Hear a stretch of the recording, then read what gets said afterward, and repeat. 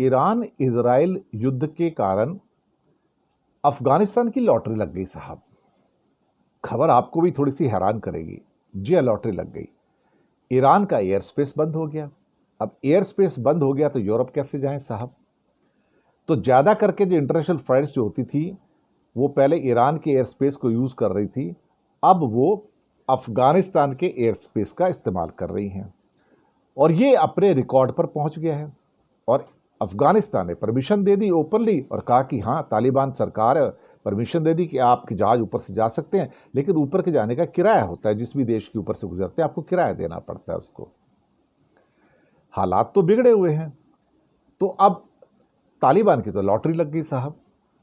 अब ज्यादा करके जो इंटरनेशनल फ्लाइट्स हैं वो ईरान के एयर स्पेस की बजाय अफगानिस्तान का एयर स्पेस इस्तेमाल कर रही हैं।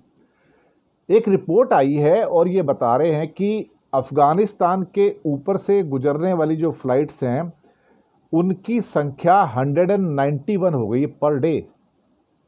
पर डे 191 फ्लाइट्स ऊपर से जा रही हैं और इजाज़त देने के लिए हर फ्लाइट से अफगानिस्तान की सरकार को $700 मिल रहे हैं।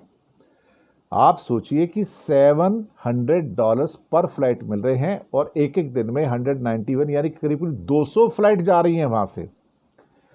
अब ये तो उनके लिए कहा जाए तो बैठे बिठाए भाई इनकम लग गई, लॉटरी लग गई उनकी। तो ये पहले जितनी फ्लाइट जा रही थी उससे तो 8-10 गुना हो सकता है। पहले जहाँ पे हार्डली मुश्किल से डेली 147 फ्लाइट्स निकल रही थी 30 सितंबर तक, अब ये बढ़कर साहब 200 फ्लाइट्स हो गई हैं। लेकिन इनमें से कोई भी फ्लाइट जो है अफगानिस्तान में उतरने वाली नहीं है, उसके ऊपर से होके जा रही है। उसके ऊपर से होके जाने के लिए भी उसको $700 मिल रहे हैं। तो इस चक्कर में भाई ये तो अच्छी खासी अफगानिस्तान की लॉटरी लग गई है और कम से कम अफगानिस्तान पे इस ढंग से लोगों का विश्वास भी बढ़ जाएगा कि हाँ भाई, तालिबान तो है लेकिन खतरा नहीं है, आपकी फ्लाइट ऊपर से जा सकती है और उनको पैसे भी मिल रहे हैं। लीजिए साहब, टेंशन कहीं होती है और उसका जो क्या कहते हैं लॉटरी कहीं और निकल जाती, पैसे किसी और को मिल जाते हैं।